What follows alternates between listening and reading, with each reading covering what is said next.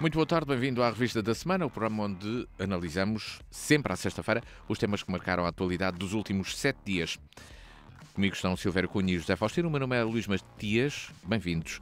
Entramos nos temas da agenda desta sexta-feira.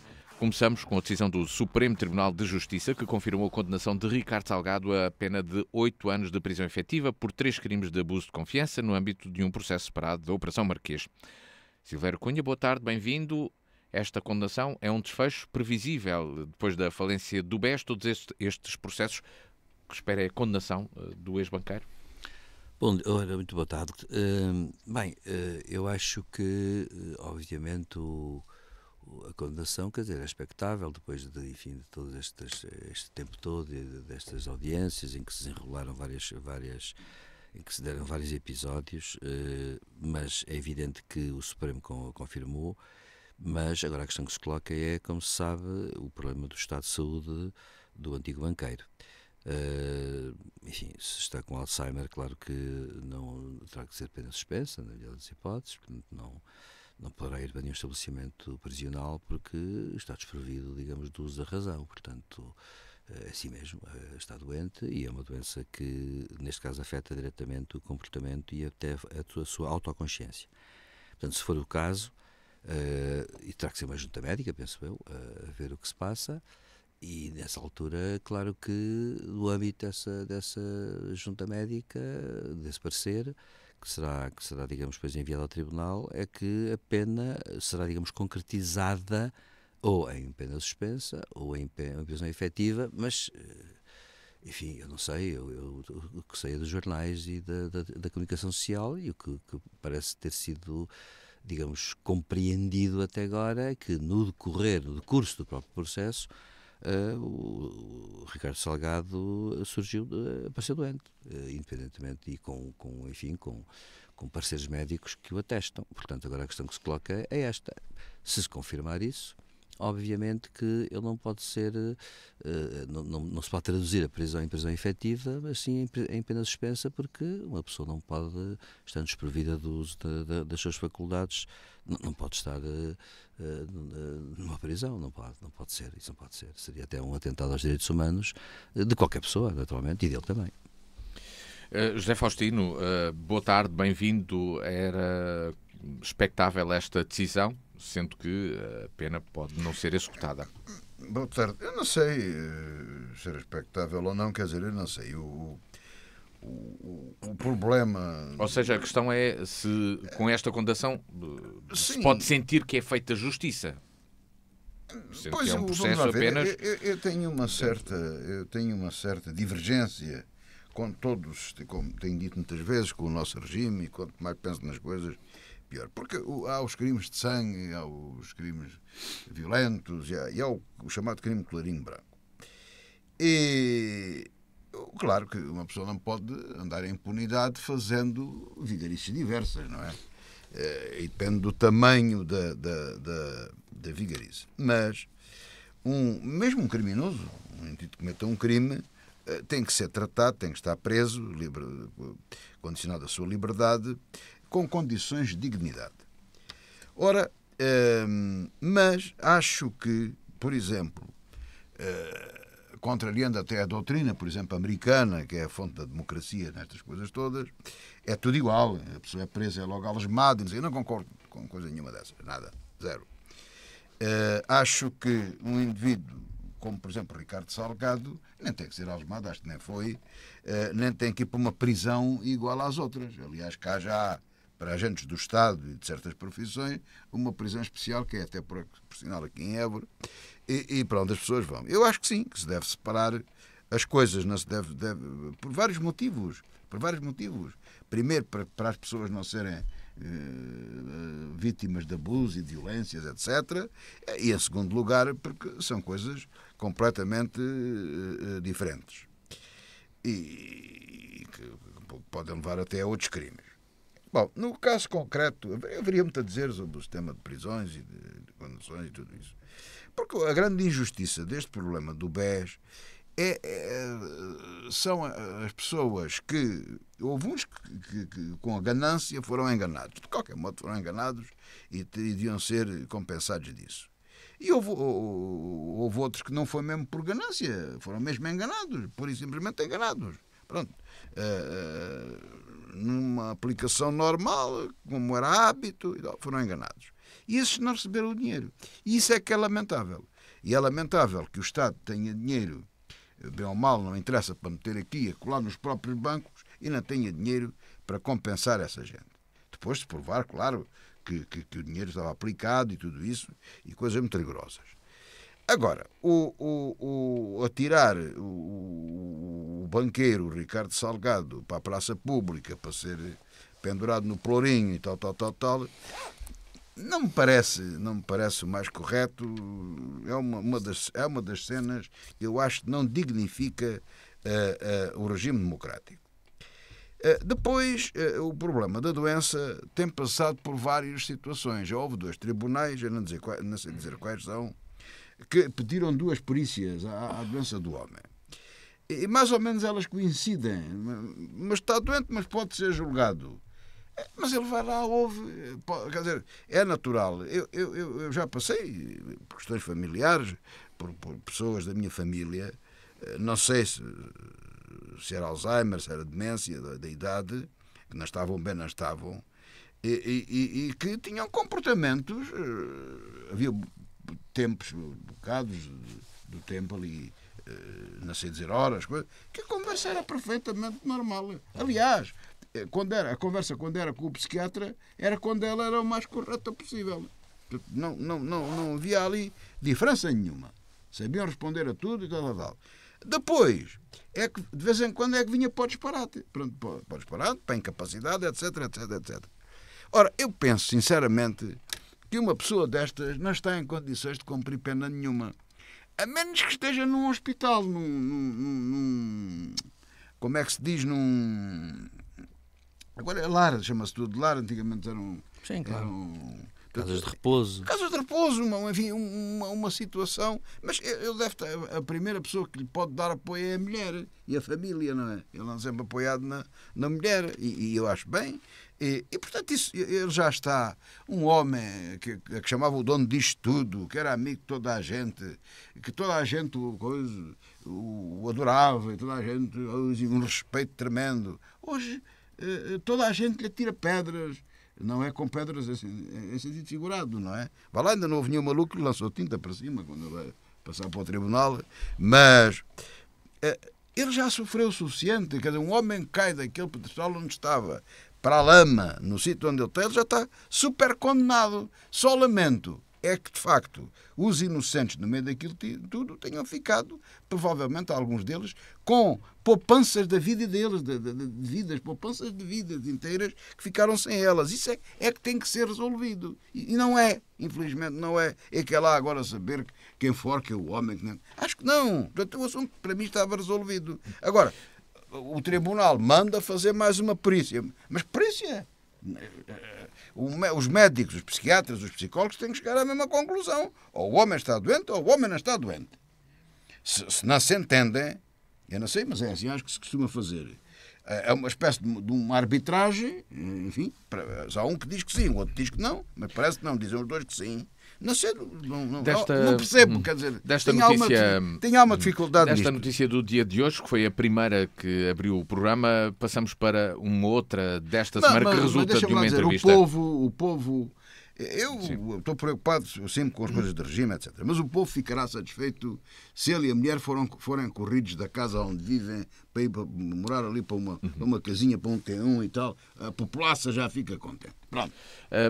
Partimos para outra notícia desta semana, que resulta de uma entrevista de um representante da Associação de Oficiais das Forças Armadas, António Mota, que revela que entre 2011 e 2023 as Forças Armadas perderam 1/3 dos militares. Mas António Mota também referiu que os militares não fazem manifestações, não andam na rua, mas acrescenta que as manifestações não são propriamente proibidas aos militares e que não promete um controle absoluto dos homens e mulheres que integram as Forças Armadas.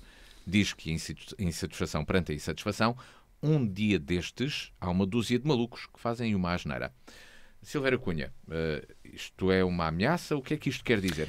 Não, eu acho que por acaso este oficial, claro, fala da Associação de Oficiais, é bom dizer que até agora quem ameaçou ir para a rua foi a Associação de Sargentos. Portanto, ele não pode responder pela outra classe, digamos assim, que existe e que está associada a noutra associação. Agora, o problema que se coloca é este. Claro que a Ministra da Defesa e o próprio Almirante Gouveia Melo já vieram dizer que é tudo inaceitável, se isso acontecesse, e é. Se isso acontecer, então, de facto, a situação torna-se mesmo grave, porque, vamos cá ver, já falámos disto a semana passada, e, portanto, eu vou ser brevíssimo para dizer isto. No fundo, a questão que se coloca é sempre esta. Para já, isto levanta um problema que é evidente que a carreira militar, neste momento, quando se fala de perder os efetivos, não é efetivos só dos oficiais e até de quadros, é efetivos de praças. E acontece que a carreira militar, de facto, não é atrativa. Não é atrativa por uma razão, porque, no fundo, uma pessoa tem ali uma espécie de missão, um contrato de X anos, e depois, no fim, vai-se embora e, claro, e não ganhou o suficiente, a não ser que vá para missões para o estrangeiro. No âmbito das missões militares no estrangeiro, como na NATO, etc. Bom, e acontece que isso é mau, porque, evidentemente, ninguém vai estar ao serviço do Estado enquanto tem forças até para ser um operacional, porque as Forças Armadas precisam de operacionais, não podem ter pessoas, enfim, já de uma certa idade, a não ser em certos lugares, mas eu falo mesmo dos operacionais. Portanto, isto no fundo tem que se dividir em duas categorias, e até na última semana falámos disto. Eu sou adepto do serviço militar obrigatório, devo dizer, acho que as jotas dos partidos, nos anos 90, quando acabaram com o serviço militar obrigatório, foi, toda a gente na altura, lembra dos jornais terem dito que foi pressão das jotas dos partidos principais. Pois foi uma má opção. Eu acho que o serviço militar obrigatório deve existir como serviço de cidadania. Mas depois tem que haver tropas especiais, especializadas, porque hoje a guerra, quando existe, é com um material tecnológico muito complexo e, portanto, tem que ter formação especial, e essas sim, é que têm que ser forças especiais que, efetivamente, devem ter, paraquedistas, fuzileiros, comandos, etc., devem ter uma preparação e têm que ter outros salários. Tem que ser assim mesmo, tem que ter outros salários. Portanto, tem que ter outros salários. E eu lembro-me, eu conheci um oficial superior que uma vez me disse assim, já há muitos anos, nem se falava nisto, não é? E nem se falava sequer no problema do pagamento desta situação. Foi há muitos anos. E ele disse-me assim um dia, ele tinha conhecimentos da NATO, que ele tinha estado, enfim, dentro da NATO, a desempenhar funções, e ele disse assim, ele dava um exemplo, ele dizia assim, Portugal não tem condições para ter um exército, digamos, operacional, robusto e sofisticado, com um número, sei lá, de 50 ou 60 mil homens. Não tem dinheiro para isso. Mas tem dinheiro para ter 25 mil ou 30 mil homens bem equipados. E ele que ele dizia, se não é obrigatório, era de facto ter adepto dele, como uma questão de cidadania. E depois de haver digamos, um conjunto de tropas bem equipadas e que estavam prontas para os serviços, digamos, em que geopolítica e internacionalmente Portugal está obrigado. Ora bem, ele dava um exemplo curioso. Ele dizia, o Luxemburgo é um Estado que tinha apenas um batalhão. Mas esse batalhão estava super bem equipado e estava pronto para entrar em combate a qualquer momento. Era um batalhão de tropas especiais, com blindados, tudo. E pronto, era aquela dimensão. É um pequeno Estado, o Luxemburgo tem metade da área do Algarve. Hein? Portanto, é um pequeno Estado e tinha aquilo. Portugal deve ter algo no género, e ele dizia, o importante é isso. Portanto, se nós tivermos 25 mil homens bem preparados, bem equipados, Força Aérea, Marinha, etc., estão cumpridos os pressupostos. E depois disso, há uma coisa fundamental que, a meu ver, a ideia de cidadania. O serviço militar obrigatório é em nome do povo. É bom lembrar que foi assim que ele nasceu. Ele nasceu na Revolução Francesa, foi isso. Quando a Assembleia Nacional Francesa proclamou La Nation en armes e criou a ideia do serviço militar obrigatório para os cidadãos. Porque até então, no Estado absolutista, os reis, os monarcas, tinham apenas mercenários. Tinham exércitos mercenários. Acontece que, precisamente, foi quando passou a haver exércitos profissionais, mas a Revolução Francesa disse, além do mais, tem que haver um exército de cidadãos. Porquê? Porque a soberania, se é popular, são os cidadãos que vão defender. Ora, hoje, devido às circunstâncias novas e aos contextos tecnológicos novos, não podemos ter um exército de 100 mil homens preparadíssimos, porque até demora muito tempo a preparar. E o serviço militar não pode ser de 4 anos ou de 5 anos.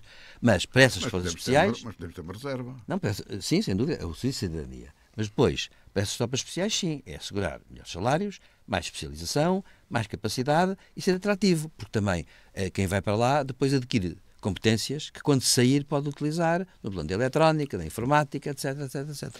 José Faustino, que mensagem é que fica deste alerta, deste representante da Associação dos Oficiais das Forças Armadas?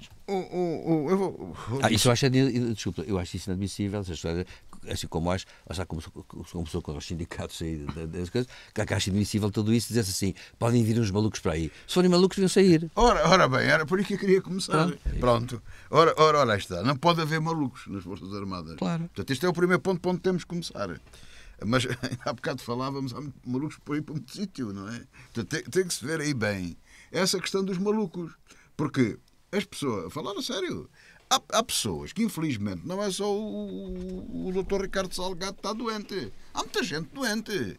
E compete-nos a nós, aos familiares, aos amigos, até à própria sociedade, se for necessário, e em muitos casos tratar essas pessoas. Eu não sou especialista, muito longe disso, mas as doenças de saúde mental são das piores. Quer dizer, basta nós pensarmos por nós próprios. Ninguém quer uma doença para ele, não é? Nem que seja uma dor de cabeça. Agora, as doenças mentais, pelo menos a mim, causam-me um pânico tremendo. Quer dizer, para esta doença de Alzheimer, isto é terrível. A pessoa perder o norte de tudo, deixar de saber. Nada, não é nada. É um vegetal que ali está, é uma coisa. Isto é uma coisa terrível. Agora, um psicopata, um sociopata, um criminoso, um indivíduo, é outra maluquice. Também tem que ser tratado. Não é para ser abatido nem metido no jardim zoológico. Tem que ser tratado. Ora, se há malucos, dizem, não sei, alegadamente, que há malucos na polícia e na GNR. Agora também já há malucos na guarda, no exército, se assim for, isto está-se a generalizar. Portanto, é urgente ver onde é que andam as pessoas com deficiência mental ou outro qualquer tipo de doenças que possa afetar a ação profissional dessa gente, não é? Portanto, isso é um compromisso que todos devemos assumir, que a sociedade deve assumir. Depois deve assumir aquilo que o professor Silvério Cunha está a dizer e que eu subscrevo. O serviço militar deve ser obrigatório. Não discute se é com a componente militar pura e dura, se é com uma componente mais aligerada. A ideia agrada-me, confesso. E tive o prazer de conhecer vários generais, homens da estratégia. Não vou citar o nome nenhum, posso me esquecer, como também já anda a ficar bom, vou-me esquecendo dos nomes e depois é um problema. Mas, e estive em conferências e tudo isso, e no Instituto de Defesa Nacional e essas coisas. E não tirei o curso de auditor de Defesa Nacional porque não tive tempo, e aquilo é em Lisboa e isso devia ser mais generalizado. Mas adiante. Portanto, preocupo-me com a situação, mas ouvi muitas vezes defender uma coisa parecida com aquilo que estava a dizer do Luxemburgo, não foi? Que Portugal não tem capacidade para ter um exército, quer dizer, a gente vê para os americanos, vê os ingleses, não é comparável. Mas podemos ter um exército normal, mais pequeno, à nossa medida, e depois termos um batalhão ou um grupo de intervenção especializado, normalmente tropas de ação rápida, para trabalhar no âmbito da NATO, especialmente. Quer dizer, quando a NATO precisava, nós temos estes. Este é o nosso contributo. Tropas de primeira linha, com uma grande capacidade a intervir a nível de operações especiais em projeção de tropas. E o resto são as tropas que são necessárias ter para guardar a costa, etc, etc, etc. Aquelas coisas todas por aí adiante. Agora, de um modo ou outro, é necessário, de facto, de rever os orçamentos. Não é porque diz o maluco do Trump que tem que se cumprir os 2%, mas a Europa, felizmente, está a perceber isso. Eu já andava aqui a alertar há um certo tempo, e isso tem que ser imediatamente revisto. Tem que ser muito bem pensado a programação militar, a nível de materiais, de instalações e de pessoas. Embora eu... Agora é para acabar a nota pessimista. Embora eu acho que isso deva ser feito, não acredito que haja capacidade na nossa classe política para o fazer. Nem capacidade, nem vontade. Só vejo uma solução. É um exército único europeu. Aliás, o professor Silvério Cunha outro dia disse assim de passagem aqui uma coisa que eu depois fiquei a pensar nela e que hoje estou convicto disso. A nossa única hipótese para termos um futuro, enfim, como nós desejamos, é de facto caminharmos muito rapidamente para os Estados Unidos da Europa. Não foi o que o senhor falou? Eu acho que é uma coisa urgente. Não é para pensar, é urgente. Deste tema passamos para um outro que marcou a política nacional. Um novo secretário-geral da CGTP que foi eleito no Congresso da Intersindical apela ao espírito de unidade para ultrapassar desafios. Quem é este novo secretário-geral da CGTP? Tiago Oliveira, tem 43 anos. Essa é a pergunta que vos faço, Silveira Cunha. Pois eu não posso responder porque não conheço o novo secretário-geral da CGTP e, portanto, não tenho elementos. O Matias hoje está com o espírito. Não é? Exatamente. Não, está a embaraçar-me. Agora a questão que se coloca é essa. Agora a questão que se coloca é esta. Eu, portanto, não sei. Eu acho, parte do princípio que a escolha do secretário-geral da CGTP obedeceu, portanto, aquilo que os congressistas, enfim, entenderam por bem. Portanto, não tenho nada a dizer sobre isso e a contestar sequer. Naturalmente que vê-se que é um homem jovem, portanto é uma pessoa que pode vir a ter uma projeção grande em termos de idade. Se for um líder sindical forte, pode vir a projetar-se bastante, isso pode. Por outro lado, há uma coisa que, no entanto, eu vi na imprensa, e isto tem a ver com a questão da unidade. O senhor já fez uma pesquisa? Uma pesquisa que eu fiz foi esta, que de facto parece-me que houve ali um problema no Congresso porque foram afastadas algumas tendências sindicais. Eu vi nos jornais, não sei se é verdade, se é mentira, mas foi o que eu li. Isso faz parte. Foi o que eu li. Foram afastadas e isso criou algumas tensões dentro da central. E, portanto, eu julgo que essa ideia da unidade é um bocado o pedir que, digamos, o apelo que o novo líder sindical faz para que haja unidade e não haja fragmentação. Pronto, e essa é que é a questão que se pôs. Aquilo que mais significativo eu ouvi foi precisamente isso, é que houve tendências que foram afastadas das cúpulas e, nomeadamente, o afastamento do Partido Socialista inclusivamente e de outros sindicalistas de outras tendências. E acontece que agora as razões de tudo isso, não ignoro, não faço ideia nenhuma. Portanto, eu entendo este apelo até da unidade que o novo secretário-geral faz, nesse sentido, no âmbito da necessidade de a central ter, digamos, uma só voz, pronto, e ter, digamos, não dispersar os seus esforços. É isso que eu entendo. Agora, é claro que a outra coisa que eu acho, de facto, é que escolher um líder aos 43 anos é privilegiar também aquilo que se pensa ser uma qualidade pessoal desse líder, porque, é claro, tem menos experiência, eventualmente, mas pode ter uma grande capacidade de rodagem e de aprendizagem a esse nível, porque as lideranças sindicais exigem realmente uma grande capacidade aí de aprendizagem e de direção mesmo, portanto, enfim, de carisma, inclusive. Esse é um dos factos, realmente, desde 1975 que o órgão executivo, a Comissão Executiva da CGTP, não vai ter elementos de tendência socialista, pelo menos foi essa a notícia que o Silvério Cunha se refere. José Faustino, o que é que... Não, eu quero-te retribuir a pergunta. Diz-me lá tu, Matias, quem é que é o Tiago Oliveira, porque eu não sei nem o professor.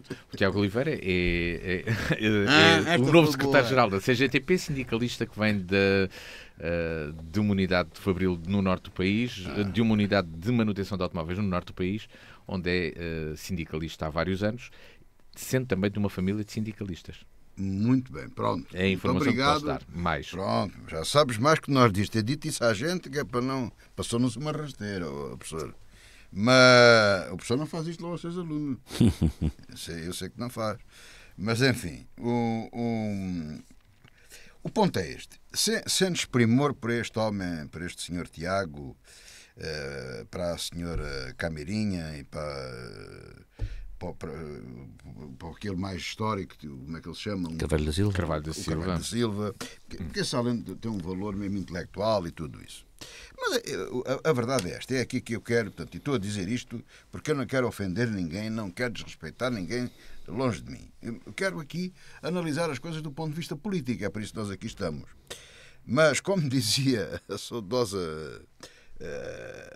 Maria José Nogueira Pinto, pode ser o Pato Donald que a coisa é praticamente a mesma, ou o Gato Mickey, não é? Passa publicidade à Disney. Mas, sem ofensa, volto a dizer, porquê? Porque o espetáculo é sempre o mesmo, a coisa é sempre a mesma. Na concertação social, a CGTP está contra, no coisa é isto, aquilo é o que outro, as manifestações. Portanto, há ali uma encenação, um movimento, uma máquina que faz parte, ter um secretário-geral ou um presidente, não sei como é que ele se chama, à frente, e tem que ter, pode ser qualquer pessoa, porque aquilo funciona sempre da mesma forma. Ora, o que dava jeito, atenção, a Intersindical, a CGTP, tem toda a liberdade, e os seus associados, e os sindicalistas, os sócios, toda a gente, têm toda a liberdade de serem como querem. E aquilo é aquilo que eles querem, e há que respeitar isso democraticamente. Mas, analisando a coisa politicamente, o que faria falta era, conforme se pede e se exige do lado patronal, se exige do lado sindical. Devia haver sindicatos fortes, e não estou a dizer que estes são fracos, com associações fortes, para, um bocado à margem do governo, que repousa em versão democrática aquela coisa da concertação social, embora o nome seja bom, mas eu gostava mais de uma concertação social mais afastada do Estado. Depois negociava com o Estado. Portanto, uma corregulação antes da heterregulação.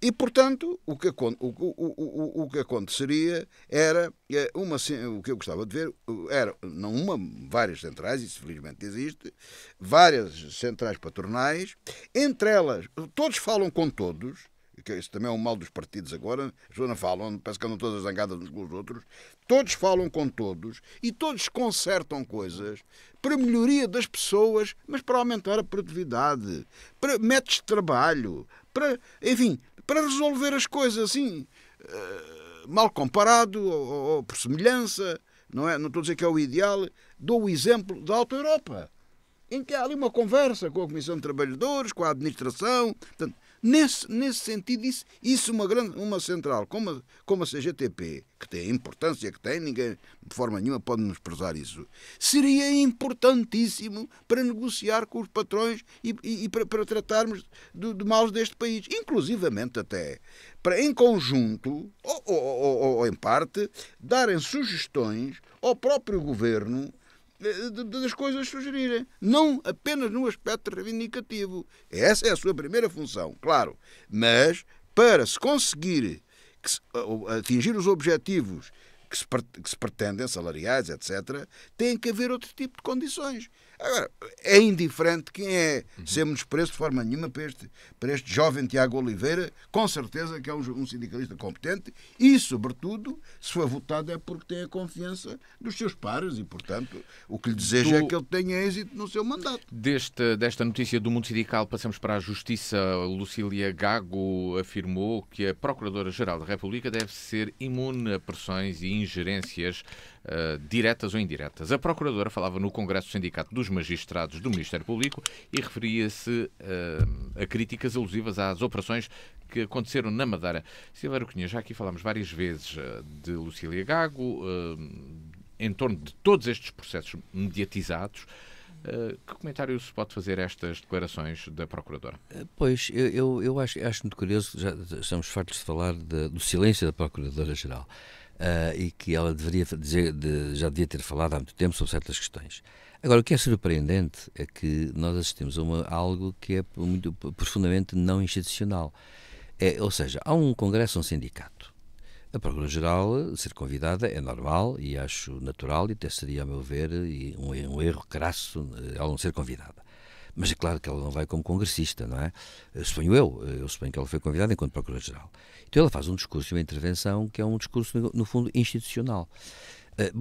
Eu acho isso um bocadinho surpreendente. Ou seja, no fundo, Lucília Gago foi falar defendendo o Ministério Público, 100,0%, mas então eu tomo como bom que esta seria a declaração que ela deveria ter feito há mais tempo sobre estas questões todas. Ora bem, então seria a Procuradora-Geral a falar sobre isso, porque de acordo com a cadeia hierárquica que existe no Ministério Público. Num congresso, um sindicato, isto não é propriamente uma coisa que eu acho que seja importante por uma razão, porque eu até entendo, por exemplo, que um político que venha do meio sindical, mas do meio sindical que naturalmente é especial, quer dizer, do meio sindical normal, quero dizer, aqui os sindicatos do Estado do Leão é até um sindicato especial e também levanta os problemas que já falámos aqui sobre a questão das associações sindicais de membros de órgãos de soberania, que até tem uma nomeação especial para o efeito. Acontece que Eu acho surpreendente que, eu admito, dizia eu, que um político, por exemplo, fosse um congresso de sindicatos fazer um discurso político. Sim, um político. Mas, por exemplo, eu não compreenderia que o Primeiro-Ministro fosse um congresso, por exemplo, sindical, fazer um discurso enquanto Primeiro-Ministro. Acho que isso é um bocado fora, um bocado deslocado. E penso a mesma coisa, portanto, do discurso da Procuradoria-Geral. Não agora do seu conteúdo, eu falo do lugar de onde se fala. Ou seja, eu esperava que a Procuradoria-Geral emitisse um discurso, podia ser um discurso formal, podia ser um discurso, emitir um comunicado por escrito, dizer aquilo tudo que disse, etc. Agora, no Congresso dos Sindicatos, continuo a achar que é um bocadinho deslocado. Enfim, é melhor falar do que não falar, bem entendido. Pronto, e ficamos a saber que a Procuradoria-Geral defende por completo, 100.0, a ação do Ministério Público e dos magistrados que o compõem. Pronto, tomou essa posição e para mim, portanto, falou o que ela disse, pronto, é essa a posição dela, naturalmente. Agora, é uma posição que eu tomo como sendo a posição da Procuradoria-Geral e sinto-me incomodado por ver que isso é feito Congresso de Sindicato e não, enquanto Procuradora, emitindo até um comunicado. Aquilo podia ser objeto do comunicado, um texto, podia ser um texto, ou ela escolhia um momento qualquer em que a Procuradora-Geral fala enquanto Procuradora-Geral. Porque no Congresso de Sindicatos, digamos, uma Procuradora-Geral falar enquanto Procuradora-Geral é, a meu ver, um tanto ou quanto, digamos, é a meu ver, deslocado. Enfim, isto é um formalismo, eu sei. Politicamente pode-se entender, lá está, é o momento em que nós estamos a verificar uma coisa errada na vida social, política e institucional de um país, que é há uma expressão que era muito usada em francês pelos politólogos, que era a politique d'abord, ou seja, a política primeiro estava à frente de tudo, o direito, normas, instituições, à frente de tudo. Portanto, o que interessa é o voluntarismo. Eu acho que nós estamos numa época em que o voluntarismo político está a tomar conta de tudo, incluindo daqueles que não têm a partida espaço para o voluntarismo político. Ora bem, o voluntarismo político esquece um pormenor, é que há instituições, há regras, há normas para a política. Claro que o voluntarismo político é muito perigoso, porquê? Porque esconde por baixo a chamada política de poder. Não, a política precisamente é o poder com regras. Se for o poder, pelo poder, a vontade de poder, então está bem. Mas então, nessa altura, estamos perante o poder sem regras. Ora bem, e portanto, eu acho surpreendente, como digo. Agora, claro, também é verdade que isto marca a posição da Procuradora. Ou seja, a Procuradora-Geral, ela tomou posição num congresso sindical, tomou posição subscrevendo tudo aquilo que tem sido feito e realizado pelo Ministério Público, achando bem, achando necessário, achando correto. Pronto, e fica registado isso. José Faustino, é a tal declaração que se esperava? Vamos lá ver, eu não sei se era, se não era. Agora, estou de acordo com o professor Silvério Cunha. Se era, não devia ser ali. Portanto, não deve ser. Não sei. Mas, portanto, agora há uma moda que eu tenho observado, e penso que não estou errado, há uma moda, já não sei dizer há quanto tempo, mas a moda, continua a moda, que é, há um congresso, uma coisa qualquer, sobre a criação de minhocas. E então, a iniciativa tem joker, como eu costumo dizer, ou seja, tem a presença do Presidente da República, e cai-se lá a comunicação social toda e falam tudo sobre minhoca, tudo menos sobre minhoca. As minhocas não se falam. Estão a perceber? Portanto, é à margem do Congresso da Minhoca. Mas de minhoca ninguém fala. Quer dizer, a pessoa devia dizer assim, não, nós estamos aqui para tratar deste assunto. O próprio convidado, o orador convidado, devia ser sugerido, e normalmente é assim que se fazia, não é? Um tema para ele se debruçar sobre ele. Não é o funcionamento da Procuradoria-Geral da República, nem sobre os casos que temos em cima da mesa. É como ela deve funcionar, ou como deveria funcionar. Enfim, uma grande intervenção de fundo, não é? É um tema que é dado, enfim, até que normalmente eu digo, olha, meia hora, uma hora e tal. É assim que era assim que costumava fazer, pelo menos quando eu andei nessas coisas, enfim, mais modestas, mas era assim que se fazia. Agora há essa coisa, cada um diz aquilo que quer e lhe apetece e normalmente não fala do tema para que lá vai. Portanto, é à margem do tal, à margem do Congresso, não sei de quê. Portanto, a notícia não foi aquilo era o que um Congresso, não é o Congresso. Foi o discurso da senhora Procuradora. Ora, isto está errado. Vê-se logo que isto não pode ser assim. Portanto, mas isto também já falámos, a comunicação, perdão, a Procuradoria-Geral devia, além de dizer, mas eu estou sempre a repetir o mesmo, devia ter procedimentos próprios. A senhora Procuradora podia, em determinadas circunstâncias que entendesse, com a solenidade de vida, com a capacidade de fazer, dos jornais fazerem perguntas, podia dar conferência de imprensa. Explicar ela ou mandar alguém, ter um porta-voz, alguém. Assim é que as coisas se devem tratar. Ou se ela entender que não deve dizer nada, não diz nada em circunstância nenhuma. Portanto, faz um discurso formal e ponto final.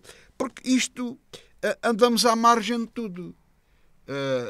E nunca atacamos o problema que deve ser atacado. Andamos à margem. Então qual é o problema? Bem, hoje temos aqui este, que é um copo.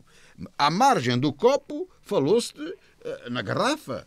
No outro dia, o carro. À margem do carro, falou-se no avião. E por isso sucessivamente. Quer dizer, é uma sociedade que anda à margem dela própria sem se conseguir encontrar. Este é o ponto. Portanto, alguma coisa, não, muita coisa está mal. E não se encontra um centro nisto. Da justiça passamos para a situação no Médio Oriente. Israel admitiu ter disparado contra uma multidão que esperava ajuda humanitária em Gaza. Isto depois de ter sido anunciado um acordo que levaria a um processo ou a um cessar-fogo, um acordo de paz, já na próxima segunda-feira, que estaria acordado entre Israel e o Hamas. Silvério Cunha, este acontecimento acaba por deitar por terra essa intenção. Sim, claro, mas a questão começa, eu coloco isto em dois planos sempre. A questão que se coloca é, terão morrido 104 pessoas, além de umas centenas de feridos. Se eram pessoas que estavam à procura de alimento fornecido pelas Nações Unidas, isso é grave, porque é um comportamento que vai completamente contra a lei, o direito internacional e a lei da guerra do próprio exército israelita, que é uma coisa que, enfim, não se pode admitir. Tem que haver uma investigação sobre o assunto formal, feita pelo governo israelita, certamente, ou por alguma instituição que o possa fazer. Agora, a questão que se põe é sempre a mesma, é esta. Nós estamos num momento em que realmente está-se a jogar também lá está, com a política de puro poder. Uma coisa que é importante é esta. Vamos cá ver. Em primeiro lugar, foi depositada, toda a gente aqui tem cumprido o direito internacional, foi depositada até uma queixa pela África do Sul no Tribunal Internacional de Justiça, que decidiu certas coisas e não cedeu a tudo que era dito por quem pôs a ação, e decidiu, no entanto, que o governo israelita tinha 6 meses para fazer certas coisas e rejeitou outras coisas pedidas. Portanto, as partes devem cumprir o direito internacional. As coisas são mesmo assim. Primeiro ponto. Segundo ponto. O que está a acontecer, no entanto, é grave por isto, porque eu tenho dado a ver nos mídia. Em Israel está a haver manifestações diárias contra Netanyahu. E há 3 dias, 4 dias no máximo, houve uma grande manifestação em Tel Aviv, onde um general muito prestigiado na reserva foi brutalmente detido pela polícia. E a polícia, vou dizer que o ministro da polícia é um ministro daqueles partidos ultra-ortodoxos. Mas está a haver também uma grande contestação, porque há 66 mil ultra-ortodoxos que foram dispensados de serviço militar das Forças Armadas. Mais a mais estando Israel neste momento numa guerra destas. Ou seja, há uma parte da população que, porque pertence a uma visão do mundo, a uma religião, que está por acaso num partido, que está no governo, está dispensada do serviço militar e os outros não. E andam a morrer soldados também, mas que história é esta? Desde quando é que, por razões religiosas, isto é a mesma coisa que amanhã o nosso Estado dizer assim, os católicos não têm que estar na polícia, nem no serviço militar, nem na GNR, nem nada. Ou os muçulmanos, ou os judeus, ou os protestantes. Mas a coisa teria graça era com os católicos, não é? Porque é a maioria. Isto é dispensável porquê? Porque são católicos, porque são protestantes, porque são ateus, porque são agnósticos. Isto não tem sentido nenhum. Isto não se admite em nenhum país civilizado. E o que está a acontecer, e foi grave o que aconteceu, porque de facto a polícia carregou a sério sobre manifestantes e teve de uma forma brutal um general muito prestigiado. Quer dizer que isto está a subir de tom lá dentro. Porque de facto há uma coisa que está a acontecer.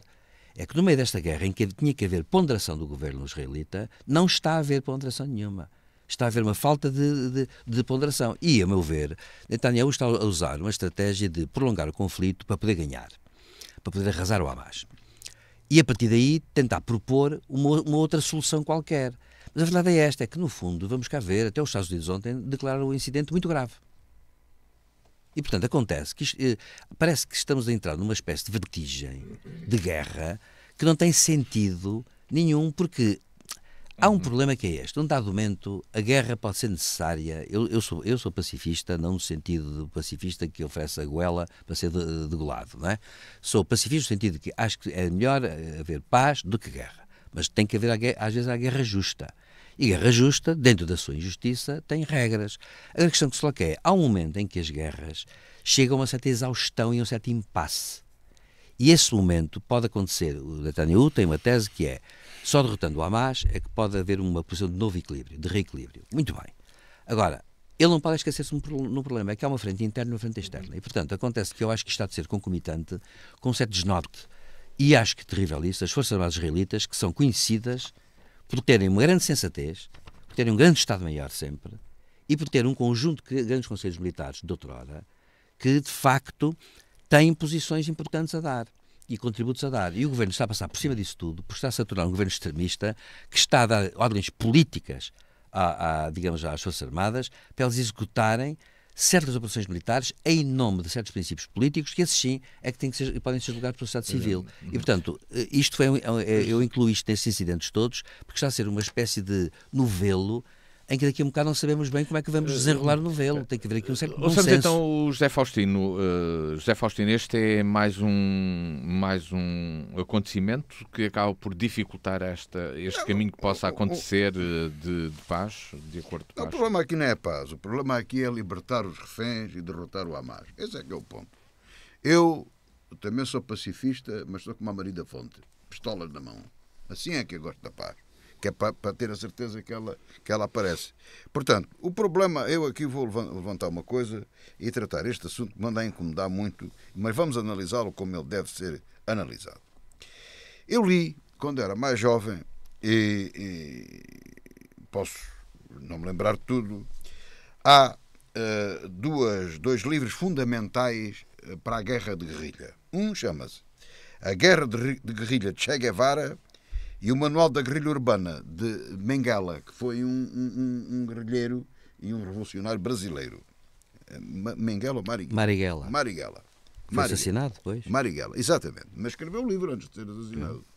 E o Che Guevara também foi. Mas escreveu o livro antes de ser assassinado. Portanto, e uma das artes do guerrilheiro é confundir-se com a população e esconder-se com a população.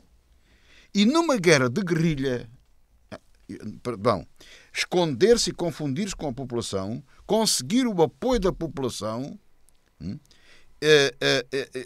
e trazer a população para a sua luta. Portanto, confundir-se com a população. Não se percebe onde acaba uma coisa e começa a outra. Essa é a arte do guerrilheiro. É assim que tem que ser, é assim que se faz a guerrilha. Se for em espaço rural, é de uma maneira. Se for em espaço urbano, é Gaza. Portanto, é assim. É tudo misturado. Portanto, é tudo misturado. Qualquer guerrilheiro se mistura com a população. Como é que um exército regular... Portanto, o objetivo é justamente, além de cativar pessoas, ter apoio, ter alimentação, ter tudo, é a maneira de se disfarçar. Portanto, e em guerrilha urbana está disfarçado. Portanto, como é que agora um exército regular, neste caso como o de Israel, combate a guerrilha nestas circunstâncias? Não há outra forma senão com danos colaterais, morrendo gente civil, porque os civis se confundem com os guerrilheiros. Este é que é o ponto. E não. Mas há limites sempre. Professor, não há volta a dar a isto. Há Quer dizer, isto são guerras, sei lá, isto não são jogos florais. Isto são coisas onde infelizmente morrem as pessoas. Claro. Este é que é o ponto. Porque, eu acho que a humanidade está com um perigo muito grande, que é a questão do Putin, que eu acho que é igual ao Hitler ou pior. Mas vou-lhe dizer assim, se me perguntarem, fazendo a análise, não é? De dizer assim, em todos os bombardeamentos russos, é propositadamente sempre contra as pessoas para habitações? Não tenho dúvidas. Falham muito. Alguns são, mas a maior parte falham, porque ali é mesmo desgaste, é um outro tipo de guerra. Mas é impossível, neste tipo de situação, como é Gaza, é impossível combater o Hamas com as pessoas lá dentro sem que haja danos colaterais. É impossível.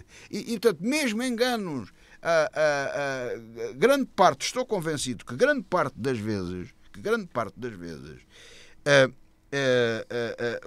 há um alvo de facto para atingir que está correto, com os danos colaterais. E também haverá vezes em que não há alvo nenhum. Na realidade é um erro, é um dano colateral a 100%. Portanto, é um erro. Portanto, há referência, portanto, são tudo coisas, não são coisas, é guerra, não é? O avião vai, o helicóptero vai, dispara o míssil, a coordenada está mal. Portanto, isso são tudo coisas que acontecem. Agora também quero pôr as coisas, fazer de advogado de diabo até ao fim. O Benjamin Netanyahu, em termos militares, tem razão. O objetivo tem que ser ganhar a guerra. O objetivo número 1, libertar os reféns. O objetivo número 2, acabar com o Hamas. E não pode abrir mão disso. Haja o que houver. O resto é tudo periférico, não é essencial. Claro, o que os ultracatólicos têm que ir à tropa, têm, claro que sim. Não há dúvidas absolutamente nenhumas. Agora, entregar tudo em troca dos reféns e de qualquer maneira também não. Portanto, já houve uma proposta que é de aceitar. Estão dispostos a parar, salvo erro, 4 semanas ou 40, não sei quantos dias, um disparate de dias, trocar por cada refém, dar 10 guerrilheiros ao Hamas em troca, já é um bom negócio. 500 caminhões por dia para entrarem. São boas condições, claro que eles nem querem. O Hamas também não quer isso. Também não quer, é verdade. Claro, porque no dia em que quiser, começa. Só lhe interessa aceitar, não largando os reféns todos e dando-lhe possibilidade de se reagrupar novamente, se misturar ainda mais com a população. E quando recomeça outra vez, ainda mais gente morre. Portanto, e os comandantes militares também sabem isso. Portanto, é um dilema muito complicado. Olha, não queria estar na pele de ninguém daquela gente. Agora, é preciso perceber estas coisas todas. O pessoal das pombas e das pás e dessas coisas todas é que vê o mundo de um só lado, vê o mundo todo muito colorido, todo muito bonito, mas o mundo não é assim. Deste conflito no Médio Oriente? Só para acabar, deixa-me dizer, Matias, é uma recomendação de leitura. O Manual de Guerrilha de Che Guevara e o Manual da Guerrilha Urbana do Marighella. Está aqui recomendado. E depois voltamos a falar daqui a uns tempos. Como é que, na Europa, se alguém me dá uma solução, como é que se resolve o problema em Gaza? Eu também gostava de saber. Na Europa há outro problema também, claro, como bem conhecemos, a questão da guerra na Ucrânia. O presidente francês Emmanuel Macron admitiu o envio de tropas para este país. Diz que não há um consenso, mas também nada está excluído. Macron quebrou um tabu? Silvério Cunha. Bem, de certa forma quebrou, porque é evidente que, entretanto, já motivou muitas reações. O Presidente da República Checa, por exemplo, veio dizer que não, senhor, nem pensar nisso, que não vai tropa nenhuma da NATO para a Ucrânia. Também é verdade que, entretanto, na União Europeia, a única potência nuclear é a França.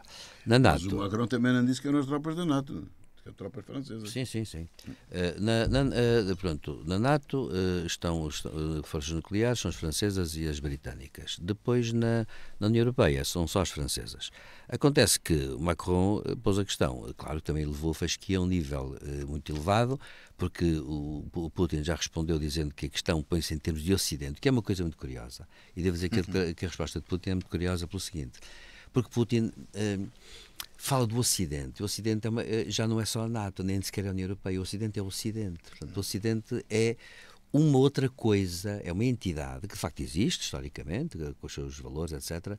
E, de facto, aqui vem ao de cima um bocado o que ele pensa. É que, de facto, Putin tem uma perspectiva anti-ocidental. Antes de mais. Essa é que é a questão. E ele acabou por dizer um bocado a verdade. Não sei se por querer ou sem querer.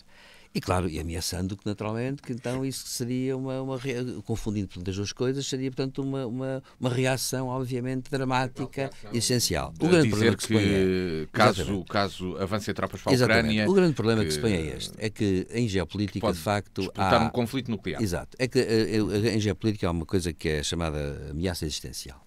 E acontece que quando a ameaça é existencial, isto é, a existência de um Estado, a existência de uma ordem geopolítica qualquer que é considerada como fundamental para um Estado, o Estado reage com a guerra, com tudo que pode e mais alguma coisa. Ora bem, eu queria lembrar o seguinte, é verdade que o que fez Macron foi responder taco a taco a uma coisa que aconteceu com Putin. É que Putin, ele começou por dizer que era uma questão existencial para a Rússia.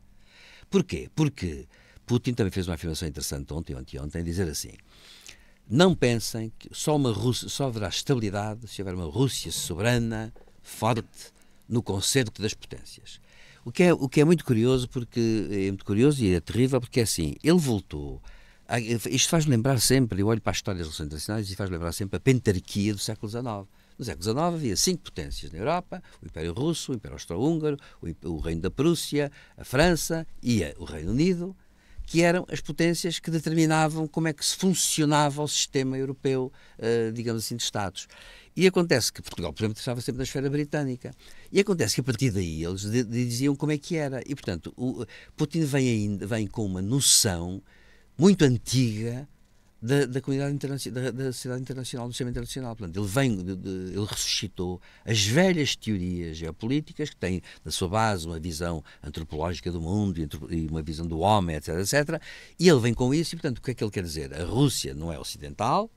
Primeira questão, começa por uma questão curiosa. Segunda questão: a Rússia tem que ser um poder supremo, ou seja, os Estados não são iguais, há Estados de primeira e Estados de segunda, a Ucrânia é de segunda, claro, e para ele a Rússia é de primeira, e portanto há uma certa satisfação dos interesses dos Estados de primeira que têm que ser satisfeitos logo à partida, e depois eles equilibram os poderes entre si e lá tratarão da questão, mesmo que entrem, como aconteceu com os aliados quando cederam a Hitler, cederam os Sudetas, cederam isto, cederam aquilo, sem perguntar sequer aos checos se os Sudetas se eles tinham alguma coisa a dizer sobre isso. É mesmo que eu dizer assim. Não contrariaram. Não contrariaram, mas cederam.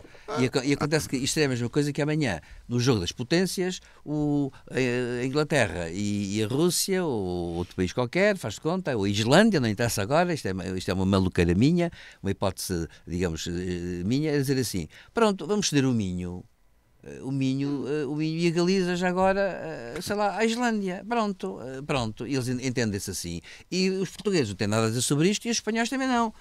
Bom, isto são as antigas relações internacionais que dominaram até a Segunda Guerra Mundial, no fundo, mas que vêm até, em termos, digamos, de imaginário, do século XIX e, claro, de séculos anteriores. No século XIX consagrou muito isto depois das guerras napoleónicas. Portanto, e isto é uma ideia que, de facto, no fundo foi ressuscitada. Portanto, há uma regressão, uma grande regressão. E Macron que vem dizer, vem por a questão de dizer assim: então se tu levaste a fasquia a 2,5 metros, eu levo agora a fasquia a 2,51 metros. Agora responde lá. Pronto. Foi dizer assim. No fundo, eu acho que Macron fez um jogo que não sei se ele vai levar até ao fim, mas foi dizer assim: as tuas ameaças são um tigre de papel, que é uma expressão que o Mao Tse-tung usava muito. São um tigre de papel. Estás a ameaçar para aí, então e agora? E se nós subirmos a parada? Tu vais fazer o quê? Agora, é claro que há o reverso da medalha. Como há bocado, aliás, falámos nisso já, isto implicaria que houvesse um Estado europeu.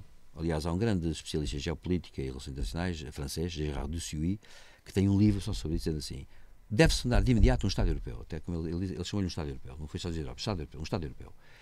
E a partir daí, então, equilibramos outra vez as forças para ser uma potência, que é a União Europeia, que passa a ter um exército europeu, com o Estado europeu, e dizer assim: a partir de agora, então, está bem, então vamos discutir a questão. E Macron, no fundo, quis dar aqui um pontapé nisso. Claro que a Alemanha não quer, a República Checa já veio vigorosamente dizer que não. Os países eslavos, de algum modo, são países que continuam muito ligados à Rússia, do ponto de vista cultural. E a questão que se põe um bocado estrategicamente não podem dizer isso. Claro, não podem dizer o contrário, mas o Macron veio, portanto, no fundo, dizer assim, veio dizer: bom, agora já que estamos a jogar xadrez, não é? Eu agora faço um avanço aqui com o cavalo, ou com a torre, ou com o bispo, e está só para ver o que é que dá. Cheque. Muito bem. José Faustino, e como é que tu analisas esta posição de Macron? Houve diversas respostas que também já aqui abordámos de que tal não deveria acontecer por parte de outros aliados. A resposta do próprio Putin com esta: sem uma Rússia forte e soberana não pode haver uma ordem estável no mundo, e o risco do conflito nuclear caso avancem tropas do Ocidente para a Ucrânia. Bom, para mim, a análise que faço é esta. A história não se repete, não é igualzinha, mas é na história que a gente tem que tirar as lições. Mas às vezes é parecida. É muito parecida. Para mim, Putin é igual ao Hitler. E curiosamente, está-se a verificar coisas muito, muito, muito parecidas. E o que o Putin quer estabelecer, o outro era o Reich, E o que este quer é a União Soviética. Não é cá a Rússia, não. É a União Soviética. E Putin é um homem comunista, igual ao chinês. Se é nacionalista, como falámos de outro disso, não sei. Não é cá nada disso. Isso lá dos direitos a apoiarem. Isso é tudo coisas... Que existe. São coisas laterais. E que ele financia. Putin... Sim, mas isso toda a gente financia o inimigo quando é necessário. Claro, isso aí é a estratégia. Mas o ponto é este. Para mim, como eu ia dizendo, Putin é igual a Hitler. Tem ambições iguais. Hitler cria um espaço vital que era o Grande Reich da Alemanha. Este quer repor a União Soviética. Bate. Outro dia, foi o Matias, aliás, que chamou a atenção nisso, estávamos aí a falar, que ambos... isto parte tudo de um sentimento de vingança. De um sentimento de vingança. Hitler, quando foi o Tratado de Versalhes da Primeira Guerra, e Putin, do fim da União Soviética.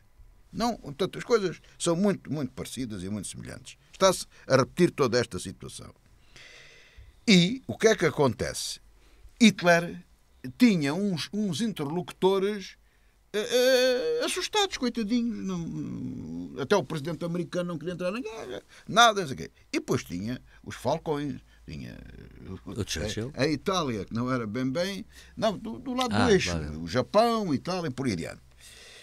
E tinha... A Inglaterra teve o Chamberlain, que ele se chamava, o Chamberlain, que pensava, ainda conseguiu empatar aquilo ali um ano e tal, não sei o quê.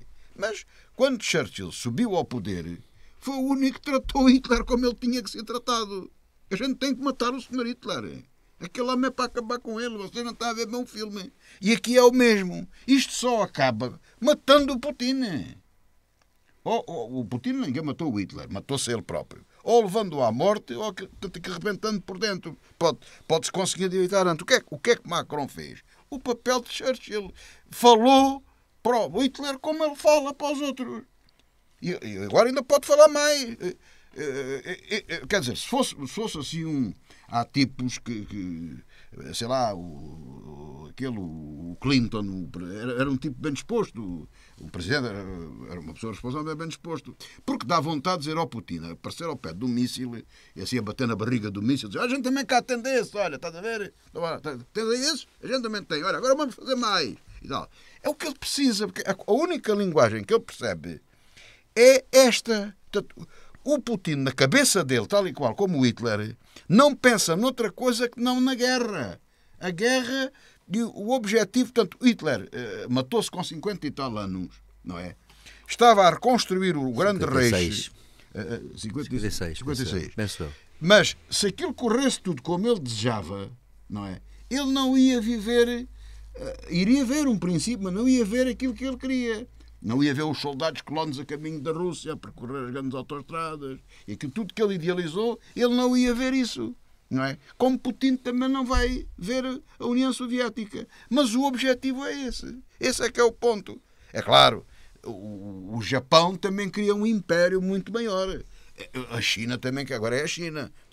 E este é o quadro em que nós estamos, não é? Portanto, o caminho é o de Macron e não do chanceler alemão, não dos outros todos. Depois, até já temos por antecipação os traidores.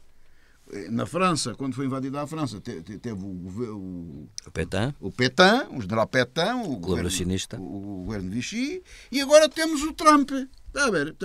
A história está tudo assim. E é nesta análise global que temos que fazer, temos que encarar as coisas todas. E eu não vejo, e volto a repetir, e há bocado dissemos isso, não sabia que havia não li, esse tal pensador francês. É urgente, não é só criar o exército europeu, é urgente criar os Estados Unidos da Europa. Uma nação, um país, um país com várias nações, assim é que é. E que responda pela Europa. Quem quiser entrar, entra. Quem não quiser não entra. Bem entendido. Mas essa é a solução para o nosso problema. Porque senão, com gente medíocre e medrosa que aí temos, o Putin invade-nos a todos. Vamos lá ver se ele não vem tomar banho ao Algarve. Vamos lá ver o que é que acontece. Se não monta uma vivenda ali no sul de Espanha ou aqui em Portugal. Vamos ver o que é que acontece. E é assim que chegamos ao final desta revista da semana na DNFM, com José Faustino e Silvério Cunha. O programa está sempre disponível em dnfm.com, também na versão de vídeo em www.dnfm.com e no canal de YouTube da rádio. O encontro está marcado para de hoje a uma semana, novamente, aqui nos 94.1. Tenha a continuação de uma boa tarde e bom fim de semana.